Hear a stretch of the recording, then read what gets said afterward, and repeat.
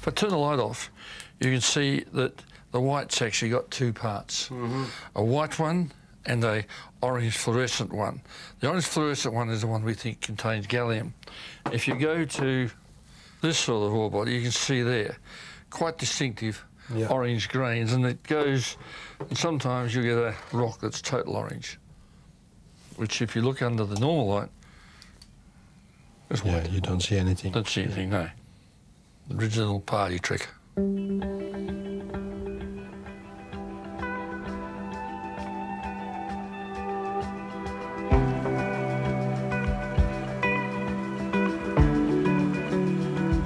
We zijn in Groenland, een land dat tegenwoordig op veel belangstelling kan rekenen voor zijn grondstoffen, zijn mineralen en zeldzame metalen die hier in de rotsen zitten. Een land, denk je dan, waar voor mijnmaatschappijen de mogelijkheden voor het grijpen liggen. Wij willen weten wat dat betekent voor dit land en zijn bewoners. Wat doet Groenland met zijn grondstoffen en wat doen de grondstoffen met de Groenlanders?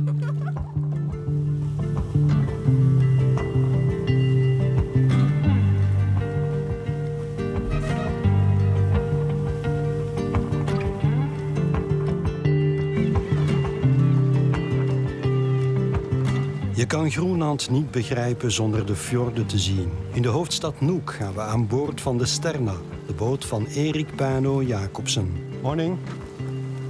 Morning, Mr. Pano. My name is Erik Palo, and I'm a Greenlander. I live here in Greenland. This is my own ship, and I'm not working for anyone. Erik vist en jaagt en neemt dan vaak toeristen mee. Maar vandaag, op de eerste mooie lentedag, mogen wij mee op een boottocht met zijn familie.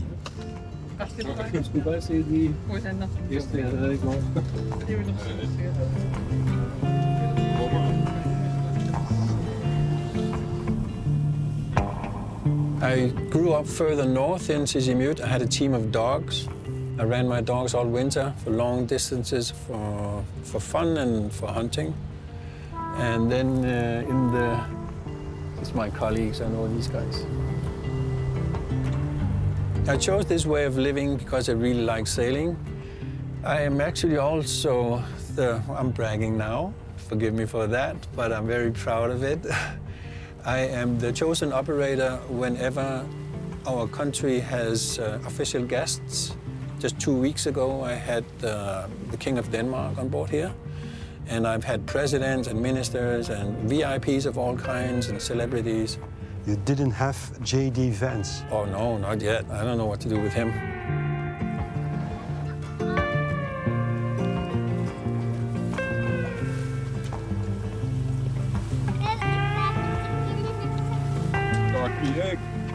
Oh, vis perfect.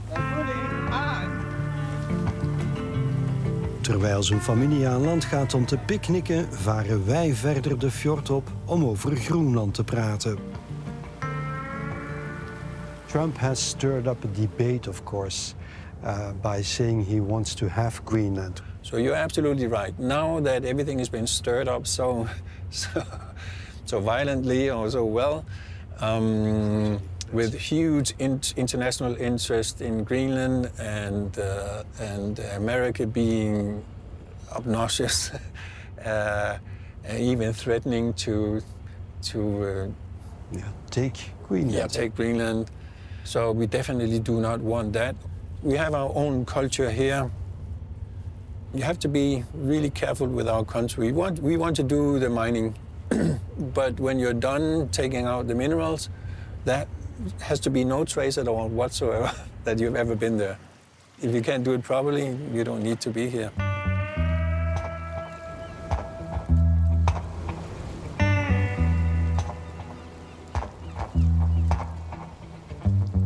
De Groenlandse bodem barst van de grondstoffen, klassiekers als koper en ijzer, maar ook de zeldzame aardmetalen die cruciaal zijn voor de groene transitie of voor de defensie-industrie.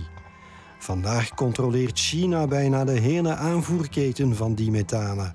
Groenland kan daar verandering in brengen.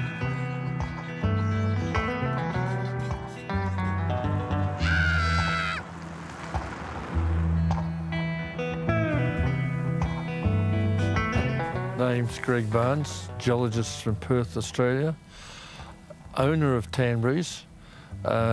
Been here now 30 years in Greenland and running this project the last 25 years. And I've just merged with an American company called Critical Metals. This is the very southern portion of Greenland. It's only a couple hundred k's to the end of Greenland. Right. Right, now our ore body's there. Ah, okay. It stood out as the one deposit in Greenland you'd really want. Of the 10 places in the world that every geologist should go to before he dies, this would be one of them. All right, because it's so rich. It's so unusual. It's so different. It's so unique. Yeah, this is footage taken out of a helicopter some years ago, but it shows the ore body quite well. We're starting to the west of the ore body. That little beach is the start of the ore body. You can see the very, very heavily banded nature of the ore body there. That's all there. That's 300 metres high, that cliff. And all the way up this valley, it's ore. On the other side of the valley is also ore, which we haven't assessed yet. Mm-hmm. And that's what geologists get very excited about. Yeah, well, it's layered. Well, you just don't get ore bodies 300 metres thick, covering square kilometres. We could see 10, 15,000 years supply the whole world with it. There's no problem with size. I came here in '92 just to do a 3-day job on a diamond project, which was useless. But on the way out to the project, I'd got to site after drinking too much alcohol the night before with a helicopter driver. And then I had a long piss and I could see that the mineral eudolite was dissolving. Eudolite comes from the Greek word meaning easily dissolved. And I'm sitting there saying, well, look, here's zirconium, niobium and yttrium dissolving in very, very weak acid. Sure, a bit of alcohol with it. And then it took me 8 years before I was able to, let's say, peg it. By about 2004, 2005, it became clear there was what we had was a potential monopoly of rare earths.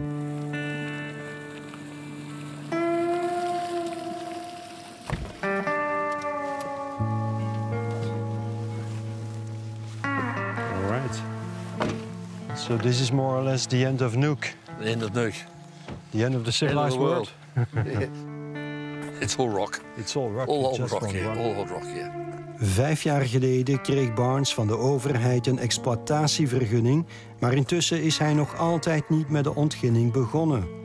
Zelf investeerde hij naar eigen zeggen 30 miljoen euro in het project. En vorig jaar is daar ook een Amerikaans bedrijf ingestapt, Critical Metals. De interesse vanuit de VS gaat trouwens nog verder. We've had the State Department, USGS, all those sort of characters walking over this deposit. USGS was there last year again. State Department was there a couple of times. And they realise it's significant of it too. Whoever controls Tanberries virtually controls the world's rare earth market. All right. I had a phone call about 2 in the morning from some guy who said, can you be in the White House at 9 o'clock tomorrow morning? So being 2 in the morning, I told him to F off. And then I hung up on him. And then he phoned up at 9 and apologised because he figured I was in a different part of the world.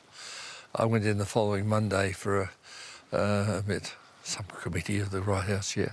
All right. And they wanted not only to talk about rare earths, because I've done a fair bit of knowledge on rare earths, but also the politics of Greenland and all that sort of stuff. So that was already 2019? That's 2019, and then in the middle of it, Trump made his first bid to buy Greenland.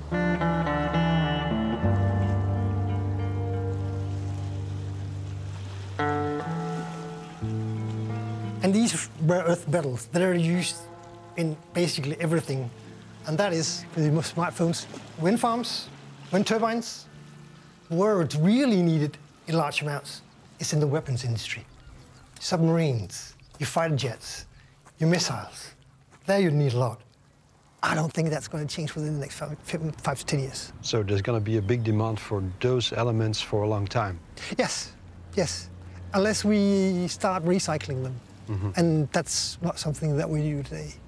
Could there also be a certain degree of speculation when it comes to mining?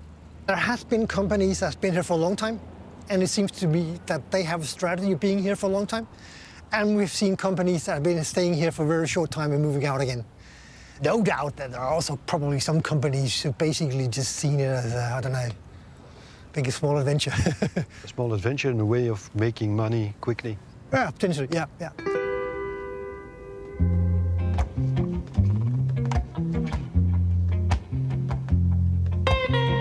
Dicht bij de site van Greg Barnes ligt nog een ander veelbelovend project voor de ontginning van zeldzame aardmetalen. In Nuuk ontmoet ik de lokale adviseur daarvan. Hij is geen onbekende in Groenland. En ook fans van de serie Borgen kunnen hem herkennen. Daarin speelde hij de Groenlandse minister van Grondstoffen. Som på ingen måde er enige, og dem repræsenterer jeg også. Ja, men vi er jo ikke en teenager, som beder om lov til at flytte hjemmefra. Vi er flyttet. Nu skal jeg jo bare vise, at... My name is Sven Hardenberg. I'm born and raised here in Nuuk. And last year in the spring, I was asked to be an advisor for the mining company called ETM with a rare earth element project at Narsaq. It's perceived to be one of the largest deposits outside of China in the world. It's naturally tied to another resource that has caused us some issues, uranium, yeah. So you're not allowed to develop the project any further? Well, the zero tolerance law that was put into effect in 2021 effectively stopped the project. So that's why we have to put the question towards the courts. Obviously, I fully respect that there are concerns from the citizens of Narsaq on these elements that have been put into play. But it's a huge resource. It will be highly profitable to utilize. There's an issue at the moment that holds the project that hopefully will be resolved for the benefit of everybody. So let's see what happens.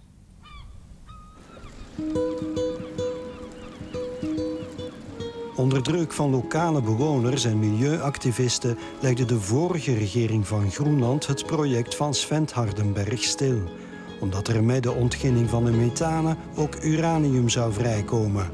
Het mijnbedrijf eist nu van de overheid een torenhoge schadevergoeding van 10 miljard euro. De Groenlandse bevolking is verdeeld over de kwestie. Sommigen vinden het een gemiste kans. Altså grunden til, jeg meget gerne vil have, at vi går i gang med mineindustrien, er jo fordi, at lige nu der er det kun fisk, vi lever af. Og vi kan ikke blive ved med at kun at leve af fisk, så det er vigtigt, at vi også har andre indtægtskilder her i dette land. Her er så Jesper Bertelsen, og har så været formand for SIK i 35 år. Repræsenterer jo faglærte og ufaglærte. Dem, der arbejder i fiskeindustrien, dem, der arbejder på kontor, dem, der arbejder i byggebranchen. Altså, vi repræsenterer næsten hele arbejdsmarkedet. Ja, hvad? Det stemmer ikke på.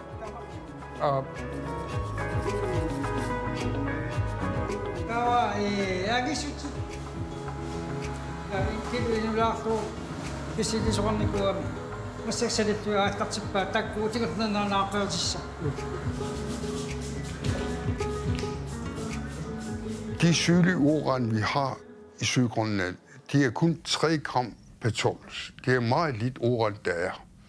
Og jeg mener, de er ikke uran, man er ude efter. Det er de sjældne jordarter, man er ude efter. Man kan aldrig udvinde, eller man kan ikke køre minindustri uden at forurene, men vi kan sørge for, at forureningen er så lav som overhovedet muligt.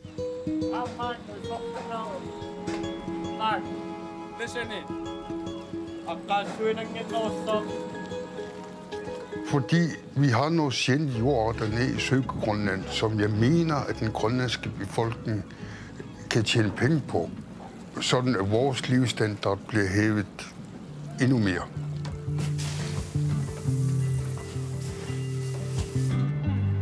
We verlaten de hoofdstad en trekken richting het noorden. Er zijn geen wegen in Groenland, dus nemen we het vliegtuig. Vanuit de lucht zie je pas echt hoe verlaten, hoe woest en hoe koud Groenland is. Sneeuw en ijs bedekken zowat het hele land.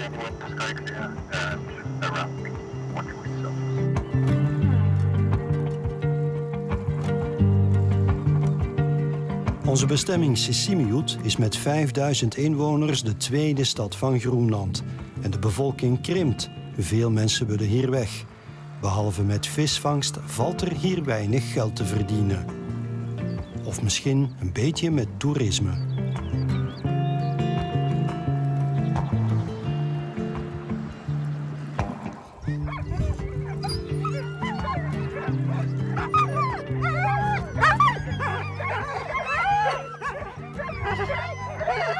Here we are in Dogtown, which is the town where, or the area where we have most of the sled dogs in our area. There will be about maybe 1,500.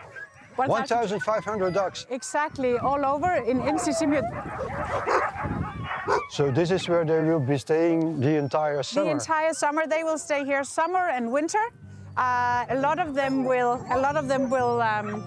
wait for winter.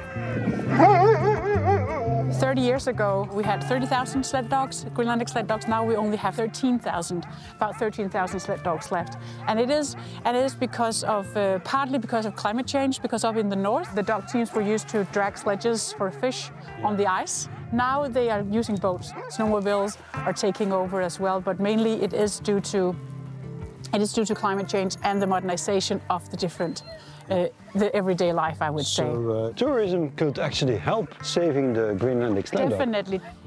Culture and nature here is very, very closely combined. And getting outside in the big outdoors is good for everyone. And I think that this way of looking into tourism is also a way of sharing this passion and this very deeply connection with nature.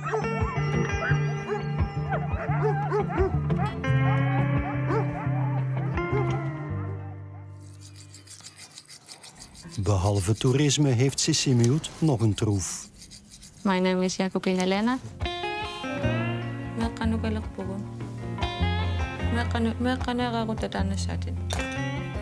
I am 26 years old. I grew up in Manita, and this is my family.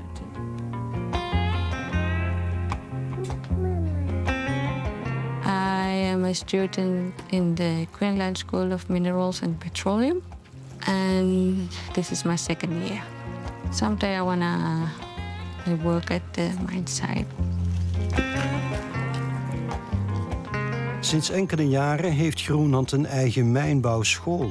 De eerste regering Trump gaf die een duwtje in de rug met $1 miljoen aan financiële steun om de mijnwerkers van de toekomstige Groenlandse mijnen klaar te stomen. At first, in high school, I always dreamed to become a dentist.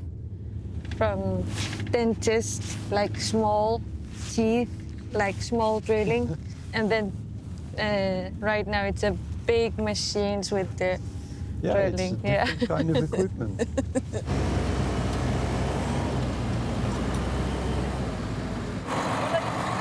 I'm checking the machine. If there is any oil underneath. When I started in school, we started with the big machines. Even I don't have a driving lesson, so I start with the big machines. So it's amazing, exciting, and yeah. I think it's very important to our Greenlanders. We need more people who are educated in this subject, especially in the, for example, blasting and drilling courses, and the machine operating and all kinds of stuff. Do you know how to handle all these machines? Yes, I know 6 different machines I know how to operate. Okay, so you're almost ready to start working in the mine? Yes. You think so? Yeah, I think I'm ready.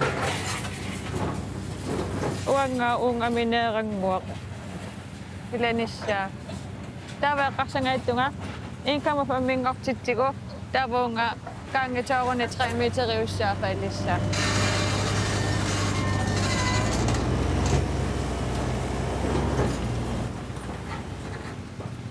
Why do you think there are not more mines operating already? It's because of the geography, or? Yes, and the climate and the infrastructure. It requires a lot of energy to do mining. Like you need fuel, you need the infrastructure. Also, how you're gonna ship out the ore when you have ice like 50% of the time. Can you also keep operating in Greenland during the winter? Is that a problem? It's a problem. Like let's take White Mountain, Lumina. I think they close up for operation during some time in the winter because it will be too cold for the machines.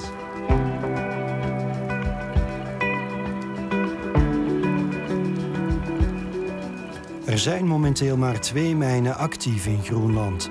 De Lumina-mijn, waar ze het gesteente anorthosiet bovenhalen, en een goudmijn. Het grillige en harde klimaat speelt ook ons parten. De terugvlucht uit Sisimiut kan niet doorgaan. So why was it closed? Because of the turbulence on the runway here. They can't land. Het vliegtuig was wel gekomen, maar kon niet landen door de hevige wind en moest rechtsomkeer maken. En ook een bezoek dat we gepland hadden aan de Lumina-mijn lukt niet. Het weer is te slecht om er naartoe te varen. Hi Dan. What's up? Do you have any news about the ship? Yeah, unfortunately, it's due to weather conditions, we have to cancel it. It's too risky to sail. I guess that's the Greenland reality. That is Greenland reality.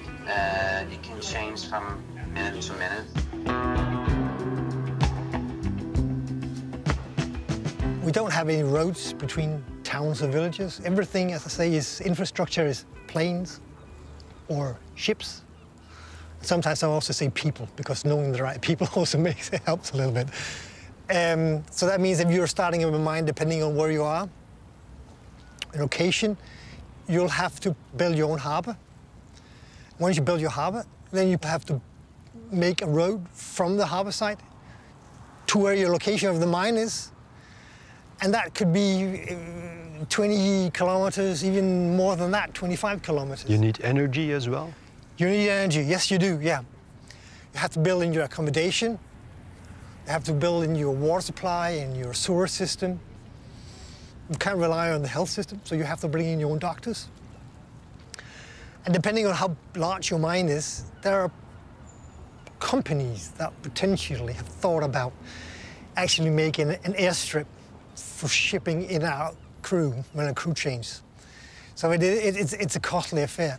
Is it a lot of wishful thinking? I won't say difficult, I won't say wishful thinking, but there are definitely stumbling blocks ahead that has to be dealt with. There's no doubt about that. And I don't think it's, I don't think there's going to be 10 mines opening up within the next 5 years. But there could be a couple of mines opening up in the next 5 years, maybe. But a couple of mines is not that much, actually. It's actually not that much. Groenland lijkt op het eerste gezicht het Arctische Eldorado. Maar wie hier iets uit de grond wil halen, heeft moed, geduld en doorzettingsvermogen nodig. Now, Greg, you're 76 years old. I don't. Yeah, well, yeah. I'm just saying this because do you really think that you yourself are still going to see something of the production of the concession? I think we'll be in mining next year. Looking like that will start late next year. We'll do a full field season this season, and that'll mean a lot of drilling. And yeah, I think we'll start later on next year.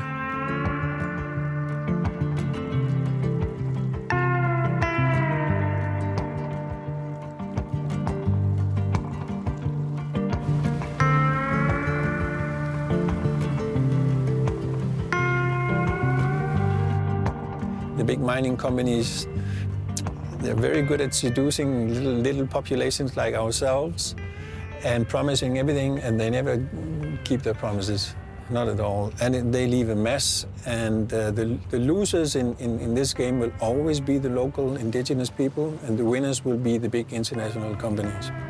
There's two of them.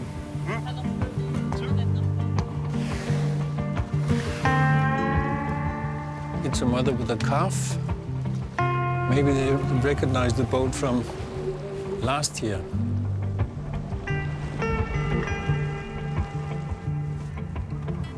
This is exceptional to see two whales like that? It's not unusual, but it's extremely good today. Money is important, economy is important, but it's not everything. This is everything. We have an enormous country, and we like it to be untouched, more or less. I mean, we're not all that many people, and we have plenty of space, but still, don't touch anything. Just leave it as it is. That's what we like.